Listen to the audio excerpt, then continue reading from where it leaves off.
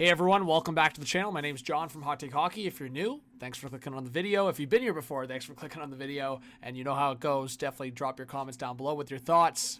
Drop a like, hit the subscribe button. It's been a summer that's just flew by, and I haven't done a video for a few weeks. Wanted to get into my early predictions for the season and the playoffs. It's so far away, so this is just kind of like a shot in the dark based on how I'm feeling and based on kind of what we've seen. Of course, moving into training camp in September and before the season, I will do my final predictions, and that will be more accurate, and I'll give my reasoning on based on how I see the rosters and like how they've filled out for the final kind of roster after training camp, and then we're kind of gonna talk about, I guess, rumors and all that stuff that we talk about during the season. But as I'll do it now, it's the early predictions, then a little bit of some fantasy picks, and then we'll do a lot of stuff in terms of previews and predictions for individual teams. So, of course, thanks again for joining the channel if you have. So just to go into the Metro Division to start, this is kind of how I have it. Carolina is still that team. I mean, they added Nikolai Ehlers. I don't think they've changed too much. I think we would have to see something big from a team like Columbus, a team like New York bouncing back, the Rangers, to really knock off those three teams at the top there. I think New Jersey with Jack Hughes healthy, and then Washington, what they did last year, and then getting younger guys into the lineup. I look at a guy like Ryan Leonard, who's just going to keep taking steps forward. I really like the defense group in Washington, and I think Logan Thompson's going to continue to have that chip on his shoulder because not getting invited to Team Canada at the orientation or like early camp. I just think Logan Thompson's going to have a chip on his shoulder, and Washington's going to be in that top three. So that's kind of how I see the order. I think Pittsburgh's going to have a rough year. Philadelphia's still growing, and I think the Islanders are having a lot of turnover. So I just don't know if they're going to be in a playoff spot. The one team that's going to be interesting for me, though, is the Rangers because I think they're good enough to be in the playoffs. The conversation is two things for me. One, the depth. I look at that depth. I'm not impressed. I don't think they have enough. I think one guy that needs to really step up is Brendan Othmann, who they drafted in the first round. He needs to take a step into that roster, be a top 9 player for them. So that's one aspect. And then, honestly, past that, they don't really have anything that's like crazy exciting on the younger side. I would say Gabe Perreault is probably the most exciting point in their forward group. He's probably going to get an opportunity to be in that top 9, but obviously we've had the conversations of Alexis Lafreniere, just what they're going to do in that forward group. JT Miller a full year. We'll see what happens with that. I do think the Rangers are going to be in the middle of the pack, kind of in that Metro Division. And now moving into the Atlantic Division, I do think there's a couple of things up for debate here, but I think it's going to go back to that middle tier versus the top tier in the Atlantic Division. I need to see it from Buffalo. So they're at the bottom because I haven't seen it from them, and they haven't proven me otherwise. So Tampa, Toronto, Florida, I think that's your top 3. I think that's got to be the top 3. I understand Matthew Tkachuk being out for a few months. Florida still does fairly well without him for the most part. They have that depth. They brought back Marchand, Bennett, and Ekblad, which is crazy to say. So even without Matthew Tkachuk for a few months, I still think they cracked that top 3 by the final end of the season. And Detroit, Ottawa, Montreal, to me, it's a toss-up. So if anyone's getting into the comments being like, bro, what do you don't have Montreal in the playoffs, you don't have Ottawa in the playoffs, it's literally a toss-up. You look at those teams, the same way that Ottawa added Allmark last year, and I understand John Gibson's a little older, I think that's a similar situation here. Detroit was really needing that goaltender, and I think John Gibson is going to be a bounce-back candidate with a better team, a more exciting team. I understand Anaheim's on the up-and-coming now, too, but Detroit has those veterans. They have the younger players. They have the core of Lucas Raymond, Alex DeBrincat, Dylan Larkin. I think Simon Edvinson's obviously going to have a huge part, and Moritz Seider is one of the most underrated defensemen in the league. He's not talked about enough, especially on both ends of the ice, and the physical nature he brings. I think Detroit could be that team that does a little bit of a swing around here. Don't get me wrong, I think Montreal is the most exciting overall out of the 3 teams. I look at the young core of, obviously, Caulfield, Suzuki already arrived and key players in the team. I think Suzuki's going to make Team Canada in 2026. Lane Hudson, Caden Gooley. It's exciting times in Montreal. I think they could make the playoffs. But to me, those 3 teams are a toss-up. I think Boston's the one that's on the outside because they have a lot of missing pieces. But I do think Swayman's going to have a bounce back. And it's kind of hard to put Boston that low with McAvoy and, of course, Pasternak. So I had a tough time putting Boston that low. I really think they could make some moves and change things, and maybe they're higher up in the standings. But do I have them in the same category as Tampa, Toronto, and Florida with their current rosters? No chance. just because they have Pastrnak and McAvoy. There's a lot more in the 3 rosters I just kind of talked about than what Boston has overall. So we'll see. Pacific Division, I don't think there's too much change from what I've had in the last couple of years. The one flip I could see is Anaheim making a jump here. When I released my tier list a couple months ago, I didn't think Anaheim would be in the conversation of playoff contender. I still think they probably miss the playoffs, but I think they're going to be on the cusp there. I look at the Central Division. I think there's a good argument that the Central Division is going to be the best division in hockey this year. So in saying that, I think both the wild cards in the Western Conference could come from the Central Division. So Anaheim, Vancouver, Seattle, Calgary could all be knocking on the door, but I think there's so much competition and great teams in the Central that the 2 wild cards will come from there. I mean, Vegas and Edmonton, do I really have to tell you why they're going to be at the top of the division? LA, I think they're deep enough. I didn't love Ken Holland's moves on the back end, but I will say they have a lot of depth. They brought in Armia. They brought in Corey Perry. So, they have a lot of depth there. I just think after that, it's kind of a toss-up, and I would say those are the top 3 teams in the Pacific. Pretty easy in that sense. Central is where we really get the hot takes going. It's hard. Hot take hockey, and I can't get enough hot takes in here. But this is where the hot takes really come in, because I think me dropping Winnipeg this much just because they lost Oilers is a massive hot take. I think Hellebuck's still a great goalie in the season, of course. Playoff, different conversation. But Utah and Minnesota for me are interesting. They're so exciting. I just think if Utah can get good goaltending, consistent goaltending, that defense is rising, and that forward group is so deep all of a sudden. It's so deep that, they added JJ Peterka, and they've got guys when I look at their lineup, guys in their 3rd and 4th line could be on 2nd and 3rd lines, and I just think their top 6 is now so complete. I think Barrett Hayton can really solidify himself as that 2nd line center. Logan Cooley really solidify himself as that number 1 center, and then Nick Schmaltz could be anywhere. He could be a center. He could be a wing, and then that even maybe pushes Barrett Hayton down as a 3rd line center.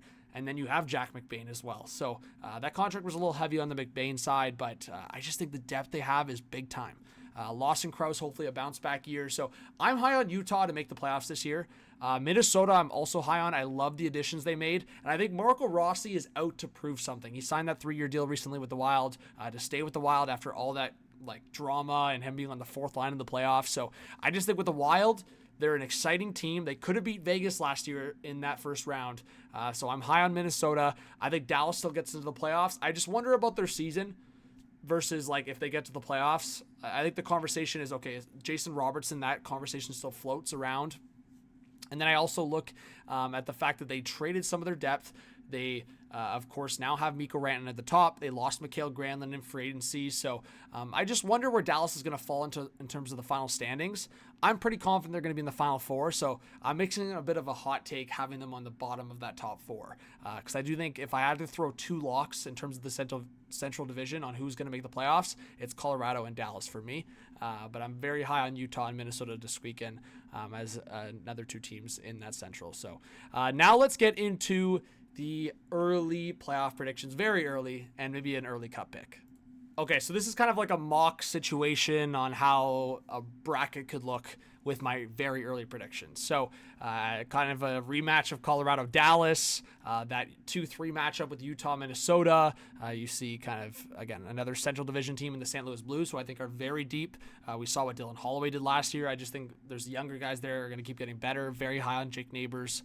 And then the Edmonton-LA rematch is just getting out of hand. I'm just going to continue to ride with it because it's crazy. I don't know the NHL history on it, but to see the 2 teams face each other so many times, it's almost like a message like the NHL should probably change the playoff format. What do you guys think? Drop it in the comments. But and then the east side, Detroit getting an underdog matchup against Tampa Bay, Toronto, Florida, a matchup in the first round, and then New Jersey, Washington, Carolina, Columbus. So let's start on the west side. I have Minnesota beating Utah and Dallas beating Colorado. Oh, Avalanche fans, I'm so sorry. Imagine, that is going to be another heartbreaker, and just it's going to give all Avs fans just the absolute biggest nightmares, because seeing Rantanen go from Colorado to Dallas, and Dallas potentially being Colorado again, and then Minnesota.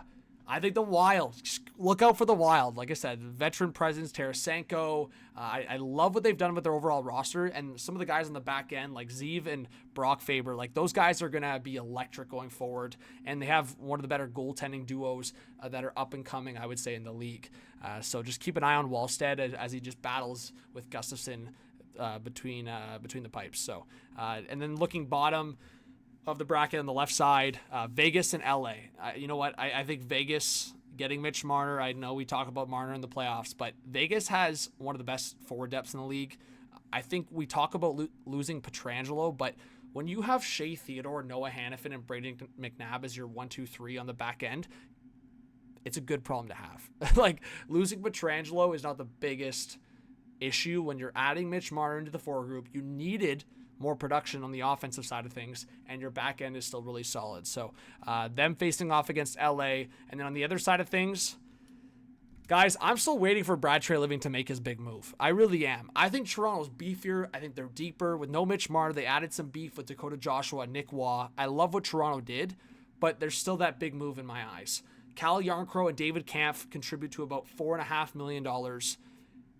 That's a good middle six or second line guy you could add. And then adding to the fact that maybe you just shave off a couple of the individual $1 million players, $5 to $6 million that you could add.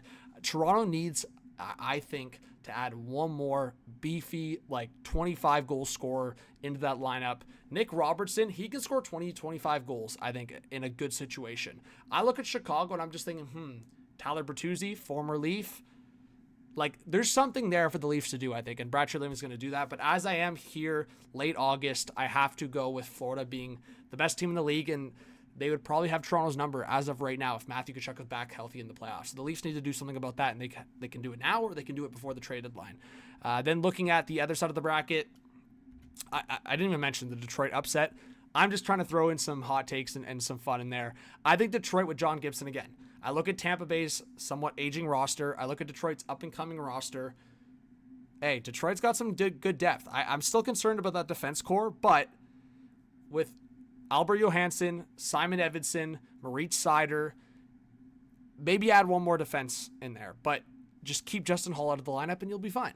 So New Jersey, Carolina, I just feel like that's going to be the matchup on the Metro side. And I think this time around, New Jersey, if Jack Hughes is healthy, gets a chance to face off against the two-time reigning Cup champs in the Florida Panthers. And then on the other side, Minnesota. Oh, Wild fans, you're in for a run. They're going to face off against the Vegas Golden Knights. And you know what? I was so close to saying that Minnesota is going to get the revenge against Vegas last year, but I am going to run with a final that I think a lot of people will be upset at. But you know what? If you're going into the season and you're going based on the last few years and who has the deepest rosters, Vegas and Florida are right up there, guys. Let's not kid ourselves, right? I want to see what happens going into the training camp and for final rosters and kind of just how I feel on teams are building themselves up. But right now, I'm lying to myself if I don't put those two teams at the top of the conversation. I really am. You know what? I do think that Vegas can erase a three-peat here and get a cup and basically get their second cup. Well, not basically, get their second cup against Florida. But it's just so interesting to me because I think when we try to create all these hot takes, like maybe Minnesota makes it, New Jersey, I could even talk about a team like Toronto, right? Toronto's right there in terms of beating Florida. They almost beat Florida. Yeah, those game 5s and 7s were absolute disaster, but that's just how hockey and the NHL frankly works and how sports work. It's one game sometimes that just makes the biggest difference in the world. I think a lot of people that can actually be truthful with themselves and others, if Toronto beats Florida in that game 7, they're likely going to the Stanley Cup final. That's just the reality of that momentum and what was happening there. You could look at the other side on the West, right?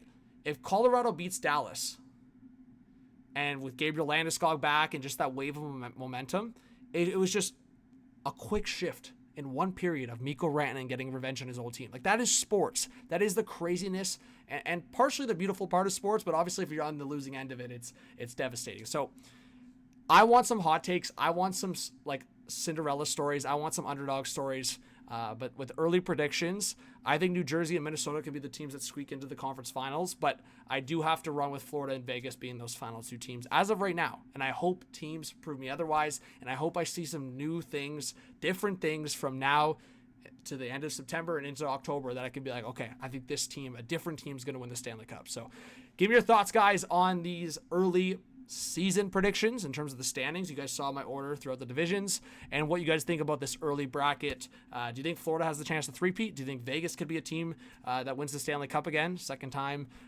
in history, of course? Or do you think a team like Toronto, a team like Dallas, Colorado, maybe LA, Carolina? I mean, I could see Carolina, the depth. You never know. But anyways, guys, thank you so much for watching. Subscribe, like, comment, notification bell. We'll see you on the next one. Peace.